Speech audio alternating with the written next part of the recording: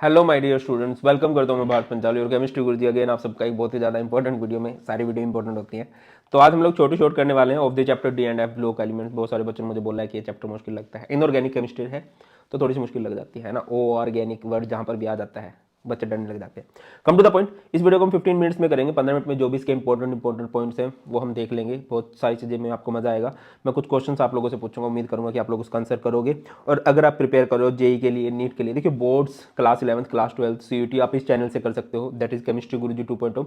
और अगर आप जेई नीट के लिए प्रिपेयर करो तो आपको सब्सक्राइब करना चाहिए हमारा चैनल धैर्य अकेडमी, जिसका लिंक आपको डिस्क्रिप्शन में मिल जाएगा, पिन कमेंट में भी मिल जाएगा।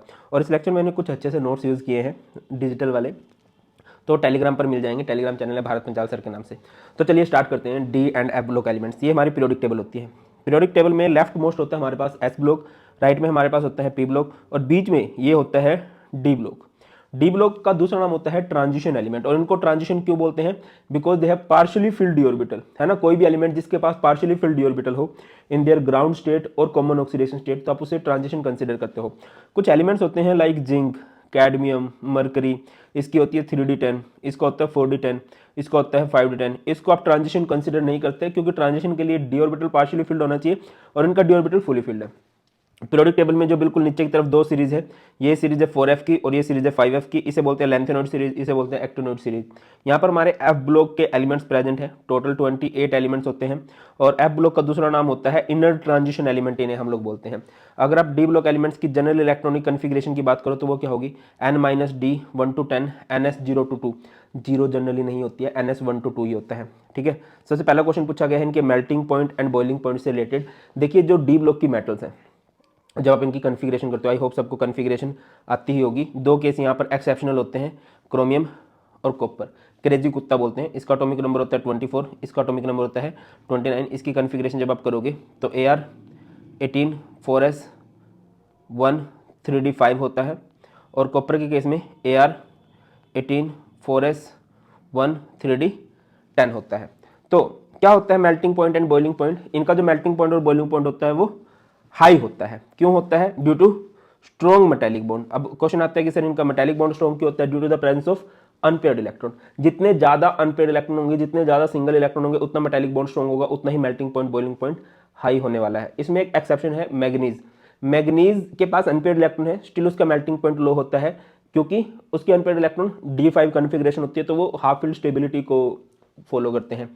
इसके अलावा जितने भी एलिमेंट्स हैं, जितने ज़्यादा अनपेयर्ड इलेक्ट्रॉन होंगे उतना मेल्टिंग पॉइंट हाई होगा। क्रोमियम का बहुत हाई मेल्टिंग पॉइंट होता है, जिंक का नहीं होता क्योंकि अगर आप जिंक की कन्फिग्रेशन देखते हो तो 3d10 हो जाता है, 4s to 3d10। तो सारे इलेक्ट्रॉन पेड है, अनपेड इलेक्ट्रॉन नहीं है तो मेटालिक बॉन्ड वीक है, मेटालिक बॉन्ड वीक है तो मेल्टिंग पॉइंट कम होगा। इंथैल्पी ऑफ एटमाइजेशन भी कहीं ना कहीं रिलेटेड है मेल्टिंग पॉइंट से।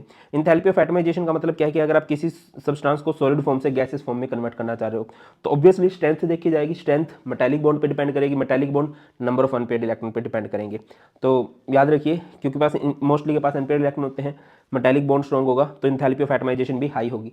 और जो दो मैंने बोले हैं दैट इज जिंक, जिंक का एटमाइजेशन एनर्जी कम होगी और मैग्नीज की भी होगी। मैग्नीज का रीजन मैंने आपको बता दिया है। इसके अलावा ऑक्सीडेशन स्टेट, जो डी ब्लॉक के एलिमेंट्स है वो वेरिएबल ऑक्सीडेशन स्टेट शो करते हैं। कहाँ से कहाँ तक? +2 से लेकर +7 तक शो करते हैं। अब क्वेश्चन आता है कि ऐसा होता क्यों है? Due to the participation of NS and N-1d electron. NS की और N-1d का एनर्जी गैप ज्यादा नहीं होता, इन दोनों की एनर्जी लगभग सेम होती है, तो सारे इलेक्ट्रॉन इकट्ठा बॉन्डिंग में पार्टिसिपेट करने के लिए चले जाते हैं। और अगर आपसे पूछा जाए कि कौन सा डी ब्लॉक का एलिमेंट है जो सबसे ज्यादा हाईएस्ट ऑक्सीडेशन स्टेट शो करता है 3D सीरीज में, तो वो हमारे पास है मैग्नीज, है ना। मैग्नीज की जो है +7 तक शो कर सकता है। ट्रांजिशन एलिमेंट कौन सा है 3D सीरीज का जो वेरिएबल ऑक्सीडेशन स्टेट शो नहीं करता? स्कैंडियम, जो सिर्फ +3 ऑक्सीडेशन स्टेट शो करता है। इसके बाद आता है एटॉमिक रेडियाई। एटॉमिक रेडियाई क्या है भाई? लेफ्ट राइट जाते हुए पहले डिक्रीज करती है, फिर सेम रहती है और फिर इंक्रीज करती है। ये तीन ट्रेंड होते हैं, पहले डिक्रीज, फिर सेम और फिर इंक्रीज करती है। डिक्रीज क्यों करती है? न्यूक्लियर चार्ज बढ़ता है। सेम क्यों रहती है? क्योंकि बीच में स्क्रीनिंग इफेक्ट आता है। स्क्रीनिंग इफेक्ट क्या होता है? आउटर इलेक्ट्रॉन की अंदर की तरफ अट्रैक्शन को कैंसिल करता है। इंक्रीज क्यों करती है? क्योंकि जब हम सीरीज के एंड में पहुंचते हैं इलेक्ट्रॉन इलेक्ट्रॉन रिपल्शन होने लगती है, जिसकी वजह से साइज बढ़ जाता है। इसके बाद है कॉम्प्लेक्स फॉर्मेशन। कॉम्प्लेक्स किसे कहा जाता है? कोऑर्डिनेशन कंपाउंड को। जब भी सेंट्रल मेटल एटम के साथ एक लिगेंड जुड़ जाता है ना, तो ये कुछ ऐसा होता है, M यहाँ पर कोऑर्डिनेट बॉन्ड बना, लिगेंड्स का कुछ ना कुछ नंबर होगा, तो इस कंपाउंड को बोलेंगे कोऑर्डिनेशन कंपाउंड या कॉम्प्लेक्स इसे बोल दिया जाएगा। अब क्वेश्चन ये है कि क्यों बनते हैं इतने सारे कॉम्प्लेक्स? देखो यार, इसके 2-3 रीजन है। सबसे पहली बात, इनका हाई न्यूक्लियर चार्ज। दूसरी बात इनका स्मॉल साइज, तीसरी बात availability of empty D orbital, high nuclear charge है, साइज स्मॉल है और इनके पास डी ऑर्बिटल खाली है। डी ऑर्बिटल खाली होगा तो ये इलेक्ट्रॉन एक्सेप्ट कर सकते हैं कि कोई भी अगर इलेक्ट्रॉन देना चाहते हैं तो ये बोलेंगे आण दो, ठीक है। उसके बाद कलर्ड कंपाउंड, तो भैया ये कलर्ड कंपाउंड बनाते हैं और कलर्ड कंपाउंड क्यों बनाते हैं बेटा, डी ट्रांजिशन। डी ट्रांजिशन क्या होता है कि देखिए ये हमारे पास है डी ऑर्बिटल है, ठीक है, और इस तरह से ये हम स्प्लिट हो जाता है, क्रिस्टल फील्ड थ्योरी में आप सीखते हो। तो यहाँ से इलेक्ट्रॉन इधर से इधर चला जाता है जैसे इसके पास एनर्जी आती है, इसको बोलते हैं डी ट्रांजिशन। और डी ट्रांजिशन कब पॉसिबल है, जब अनपेयर्ड इलेक्ट्रॉन होंगे। कुछ एलिमेंट्स होते हैं जो कलर शो नहीं करते, जैसे जिंक है वो कलर नहीं शो करता क्योंकि उसके पास अनपेयर्ड इलेक्ट्रॉन नहीं है, डी ट्रांजिशन भी पॉसिबल नहीं है। अगला प्रॉपर्टी आ जाती है अलॉय फॉर्मेशन। तो डी ब्लॉक के एलिमेंट जो है बहुत ज़्यादा अलॉयज बनाते हैं, है ना। अब क्यों बनाते हैं, बात ये है जैसे ये है ओके, डी ब्लॉक की एक मेटल है, यहाँ पर डी ब्लॉक की दूसरी मेटल है। तो इन मेटल्स का जो साइज होता है वो स्मॉल एंड सिमिलर है। अब साइज स्मॉल एंड सिमिलर होने से क्या होता है कि एक मेटल के एटम दूसरे एटम के मेटल के एटम को रिप्लेस कर सकते हैं।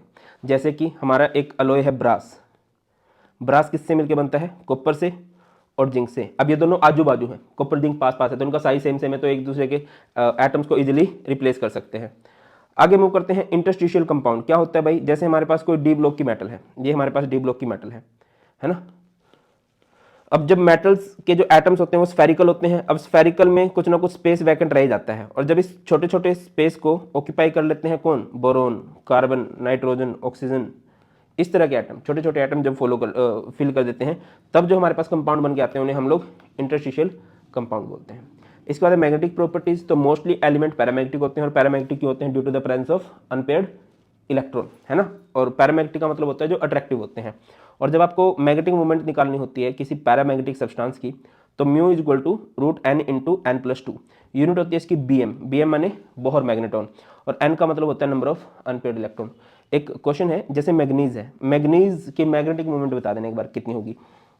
आगे मूव करते हैं, ऑक्सीडेशन स्टेट से क्या फर्क पड़ता है भाई, जैसे जैसे ऑक्सीडेशन स्टेट बढ़ती है तो एसिडिक स्ट्रेंथ बढ़ जाती है, मतलब वो एसिडिक नेचर आ जाती है। जैसे MnO है, Mn3O4 है, Mn2O7 है, यहाँ पर Mn की ऑक्सीडेशन स्टेट +2 है तो ये ऑक्साइड बेसिक है, ये Mn2O7 इसकी ऑक्सीडेशन स्टेट +7 है तो ये एसिडिक है, और बीच में हमारे पास एम्फोटेरिक होंगे। बात करते हैं डी ब्लॉक के कंपाउंड्स की। दो कंपाउंड होते हैं, एक है पोटेशियम परमैग्नेट, एक होता है पोटेशियम डाइक्रोमेट।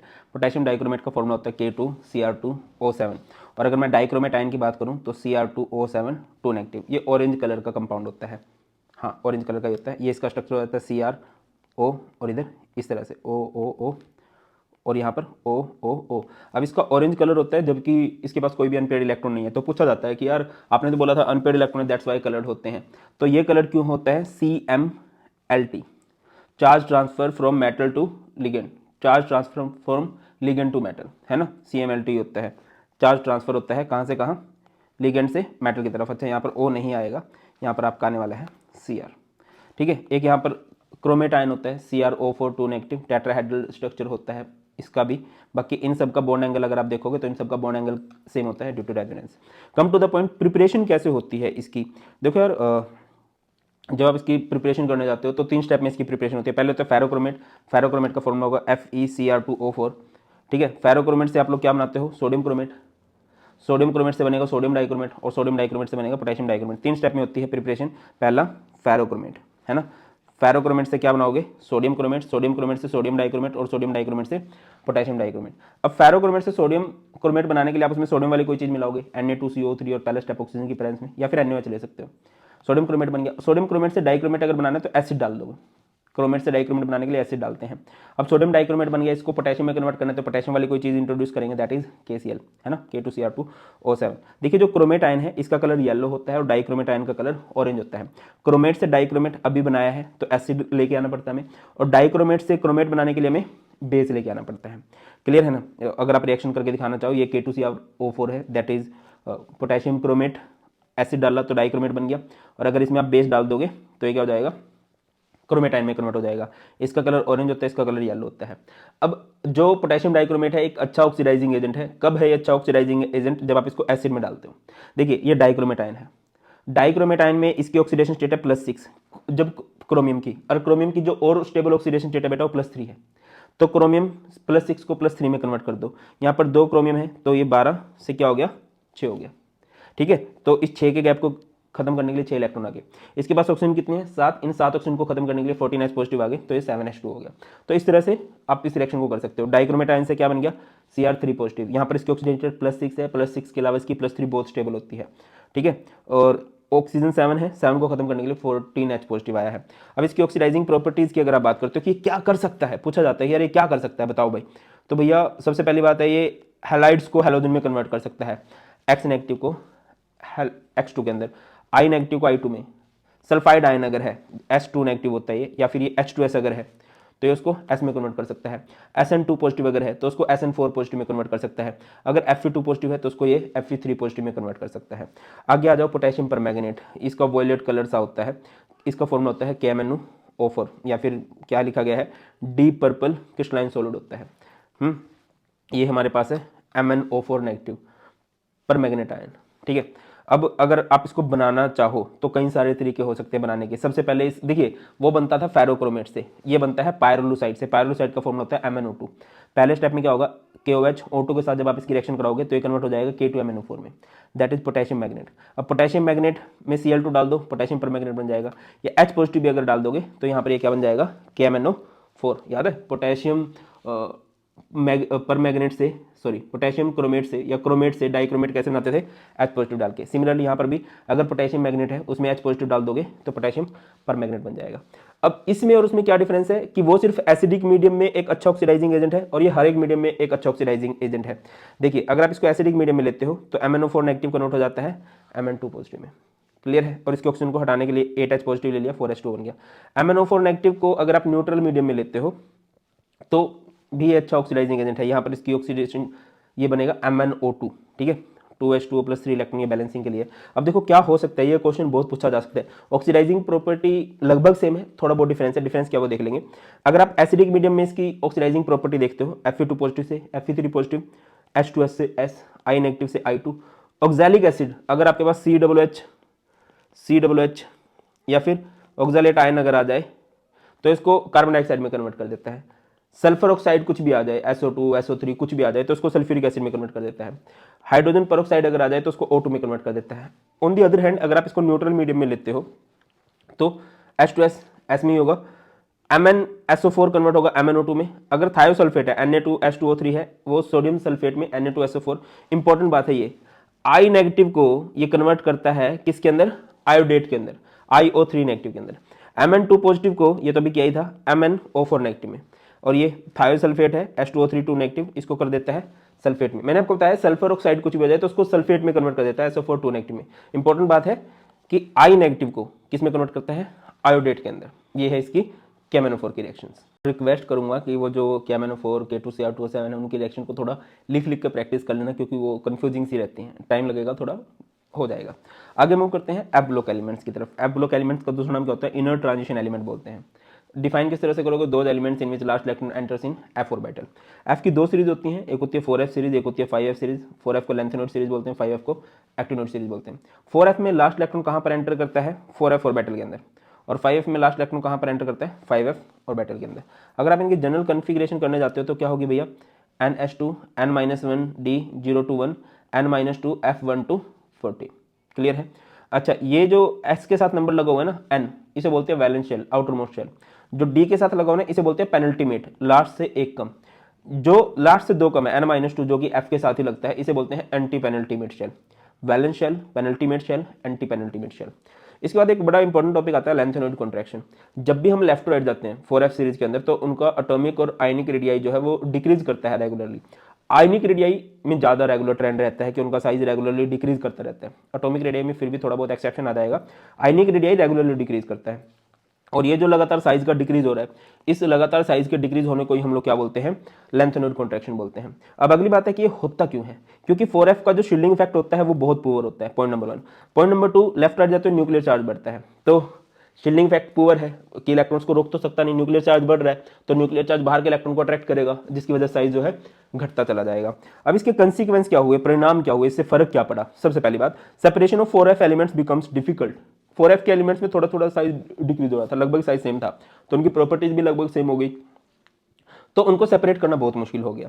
इसके बाद 4D and 5D transition series have same atomic radii.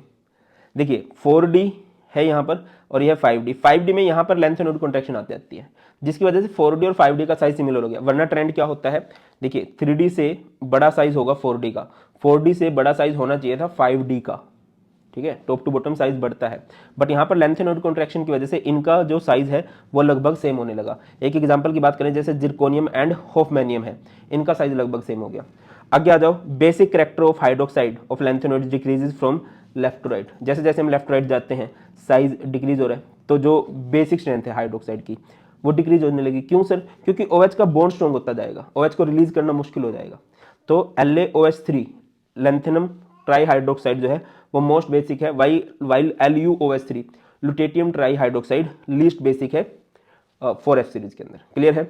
आगे हम करते हैं what is the difference between lanthanoids and actinoids. Lanthanoids में लास्ट इलेक्ट्रॉन 4F में एंटर करता है, एक्टिनोइड्स में लास्ट इलेक्ट्रॉन 5F में एंटर करता है, ठीक है। इसके अलावा लैंथेनोइड जो है जनरली +3 ऑक्सीडेशन स्टेट शो करते हैं, उसके अलावा +2 +4 भी शो कर सकते हैं। ऑन दी अदर हैंड अगर आप बात करते हो एक्टिनोइड्स की, actinoids variable oxidation state show करते हैं, +3 +4 +5 +6 +7। अब क्वेश्चन कई बार पूछा जाता है कि यार 5F के जो एलिमेंट्स हैं, जो एक्टिनोइड्स के एलिमेंट है, वो इतनी ज्यादा ऑक्सीडेशन स्टेट क्यों शो करते हैं। देखिए अगर आपसे कभी पूछ लिया जाए कि ये एलिमेंट इतनी ज्यादा ऑक्सीडेशन स्टेट क्यों शो कर रहा है, तो आप ये देखो यहाँ पर क्या आएगा, एक तो 5F है, एक 6S है और एक है हमारे पास 7D। तो आप क्या बोलोगे, 5F 6S 7D have almost similar energy, या फिर due to the participation of 5F 6S 7D electrons due to similar energy, इनकी एनर्जी लगभग सेम है, तो इसकी वजह से सारे इलेक्ट्रॉन्स पार्टिसिपेट करते हैं और जिसकी वजह से वेरिएबल ऑक्सीडेशन स्टेट शो कर दी जाती है। इवन 3D में भी यही था, है ना, कि वहां पर एलिमेंट्स वेरिएबल ऑक्सीडेशन स्टेट क्यों शो कर रहे थे, क्योंकि इनकी एनर्जी में ज्यादा डिफरेंस नहीं था। उसके बाद they show lanthanoid contraction, they show actinoid contraction.